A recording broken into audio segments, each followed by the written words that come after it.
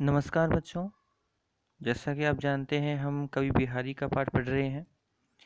तो उसी क्रम में से पहले आज मैं आपको कवि रहीम और बिहारी के प्रश्नोत्तर हल करवा देता हूं ताकि आप रहीम का पाठ पूरा कर लें। तो आप इस वीडियो में ही बिहारी के प्रश्नोत्तर भी देख लीजिएगा जब यह का पाठ पूरा हो जाए। तो रहीम का देखते हैं। रहीम के काव्य की सर्वाधिक प्रमुख विशेषता है अनुभव संकुलता और विपत्ति में धन किसके तरह लुप्त हो जाता है, प्रातःकालीन तारों की तरह। ठीक है, अगला है काज परे कछु और है, काज सरे कछु और, रहीमन भंवरी के भय नदी श्रावत मोर। आपको याद आ गया इसका मतलब क्या है कि कार्य की जो किसी जरूरत होती है, कार्य होता है तो व्यवहार अलग होता है और कार्य पूर्ण होने पर उसके व्यवहार में परिवर्तन आ जाता है। जैसे दूल्हा है वो विवाह के उपरांत अपने सेहरे को, अपने जो मुकुट है उसको नदी में विसर्जित कर देता है। जिसमें प्रश्न पूछना क्या चाह रहा है कवि, मतलब प्रस्तुत दोहे के माध्यम से रहीमदास जी ने मनुष्य की किस प्रवृत्ति का वर्णन किया है। तो ये अति लघु उत्तरात्मक स्तर का है, तो इसका उत्तर होगा इसका उत्तर है स्वार्थी प्रवृत्ति। स्वार्थ प्रवृत्ति के लिए है। कवि के अनुसार बुरे स्वभाव वाले व्यक्ति कैसे स्वभाव वाले व्यक्ति की प्रवृत्ति को बदल नहीं पाते हैं। आपको याद आ गया, उदाहरण से बताना है। उदाहरण कौन सा है इसका, जो चंदन और जो सरफ वाला था दोहा, कि अच्छे स्वभाव वालों पर बुरे स्वभाव वालों को प्रभाव नहीं पड़ता है, जिस तरह से चंदन के चारों तरफ सरफ लिपटे होने पर भी वो शिला नहीं होता है। रहीम जी ने सज्जन व्यक्ति के रूठ जाने पर भी बाबा मनाने की बात क्यों कही है, क्योंकि सज्जन व्यक्ति मोतियों के हार के समान हमारे लिए मूल्यवान होते हैं। ये आपको लिखना है। थोते बादल कंवार के पांचली बात का भाव लिखना है। आप व्याख्या कर चुके हैं कि जो आश्विन माह में जो बादल होते हैं, जल रहित बादल होते हैं, वो गरजते खूब में वर्षा नहीं कर पाते हैं। तो उसी तरह जो धनी व्यक्ति हैं, धन गरीब होने के बाद ही वो पिछली बातें करना नहीं छोड़ते हैं। ये आपको रहने दीजिए, मत करना। दूसरा है, ये देखिए बड़ा प्रश्न का टाइप का है, तो इसे मैं आपको उत्तर तैयार कराऊंगा, तो वो बाद में हल करा दूंगा, आप ध्यान रखिएगा। अगला है, रहीम ने मनुष्य को अपने मन की व्यथा अपने मन तक ही सीमित रखने की को क्यों कहा है।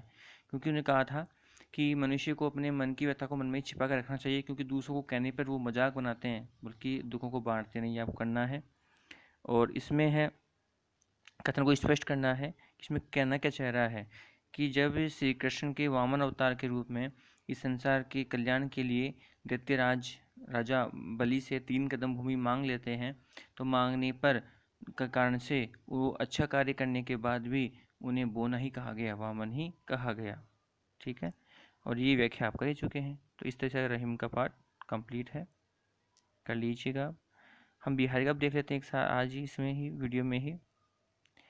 तो बिहारी सत्सई में किस रस की प्रधानता है, आपको ध्यान रखना है। श्रृंगार की। बिहारी की काव्य शैली है मुक्तक काव्य शैली।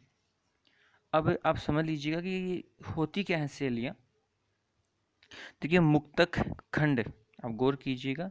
और अगली कौन सी है, गीति काव्य और प्रबंध काव्य।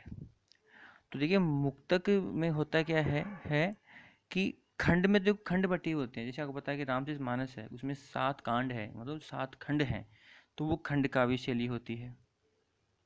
एक होती है मुक्तक काव्य शैली, जिसमें मतलब एक दोहे का या एक पद का आपस में परस्पर कोई लिंक नहीं होता, कोई संबंध नहीं होता है। हम रहीम के दोहे पढ़े, बिहारी के हमने पढ़ रहे हैं, उससे पहले प्रथम पाठ भी कबीर के पढ़े, वो मुक्तक काव्य शैली है। उसमें एक दोहा पढ़ लिया तो अगले दोहे पर उसका कोई मतलब संबंध नहीं है, उसका भाव अलग है, उसका भाव है, वो मुक्तक काव्य शैली होती है। ठीक है। गीति काव्य होती है जिसको हम गा सकते हैं, जैसे मीरा के हैं, उसमें गीति काव्य शैली आती है। ठीक है। प्रबंध काव्य होता है कि जिसमें बड़ा महाकाव्य हो, आप निर्भर हो। जैसे महाभारत है, कितना बड़ा है, लेकिन उसके पात्र, उसकी घटनाक्रम है, वो एक दूसरे पर निर्भर करती है। ठीक है, तो वो है। तो ये हो गया है। आप प्रश्न देखते हैं, कब को टेर तू दीन रट जगनायक जगबाई प्रस्तुतों में कवि किसको लान दे रहे हैं। तो इसका उत्तर आपको लिखना है श्री कृष्ण। किस लालच में गोपियाँ श्री कृष्ण की मूर्ति छिपा लेती है। आपको याद है, ये शायद मैंने आपको नहीं पढ़ाया, नहीं ये भी। तो बात करने के आनंद के लालच में गोपियाँ चाहती हैं कि श्री कृष्ण हमसे बात करें, तो इस लालच में वो उसकी बांसुरी छिपा लेती हैं, ताकि वो बांसुरी मांगे तो हम हमसे बोलेंगे, और बोलेंगे तो हम उससे कुछ कार्य करवाएंगे, कुछ नचवाएंगे या कुछ भी करवाएंगे। तो इसलिए बात करने के आनंद के लालच में वो छिपा लेती हैं। श्री कृष्ण के आगमन पर वन के मोर की क्या प्रतिक्रिया व्यक्त होती है कि मोर है श्री कृष्ण को बादल समझकर नाचने लगते हैं। मोर श्री कृष्ण को बादल समझ करके खुशी से नाचने लगते हैं। आप समझ जाएंगे, हम इस दोहे में पढ़ेंगे तब। समान आभा के कारण नजर आने वाली नायिका के आभूषणों की पहचान किस प्रकार होती है?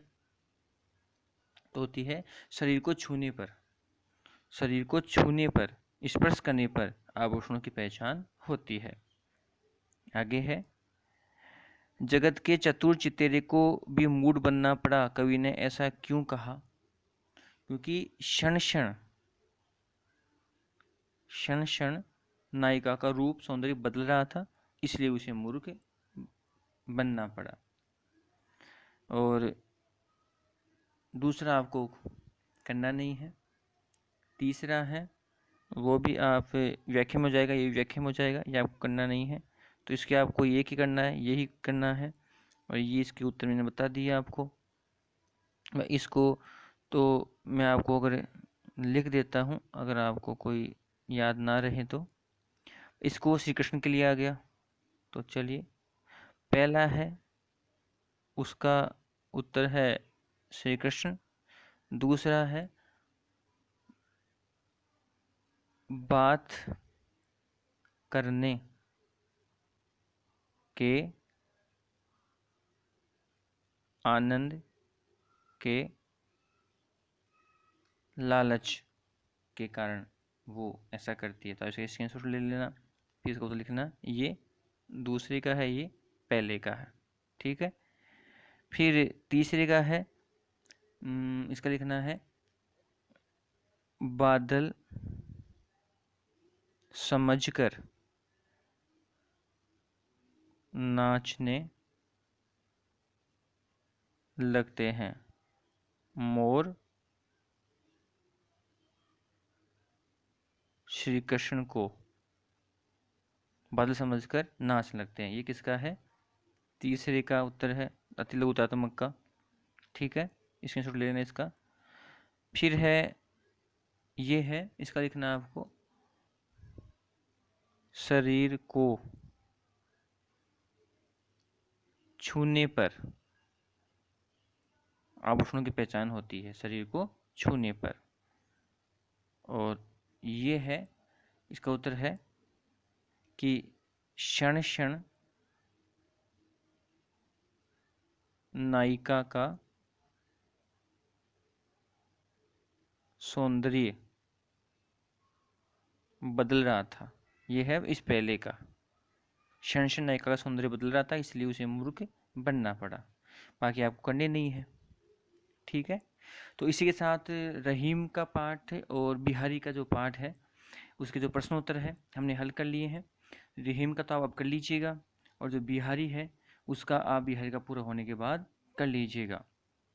बिहारी की जो दोहे हम पढ़ रहे हैं, आप पहले इस रहीम को कंप्लीट कर लें चैप्टर को, उसके बाद आप बिहारी का शुरू कर लीजिएगा, ताकि एक साथ आपको भार नहीं होगा। तो आशा करता हूँ कि आपको मेरा जो तरीका है वो समझ में आया होगा। तो इनके जो प्रश्न उत्तर है, अब हाँ एक कुछ कमी त्रुटि हो गई थी, उसको आप सुधार कर लीजिएगा। जो पहला पार्ट था इसका जो ये है, कस्तूरी और चीनी के माध्यम से मनुष्य के किन गुणों की ओर संकेत किया है, तो मैंने बाह्य, आंतरिक और बाह्य बताया था।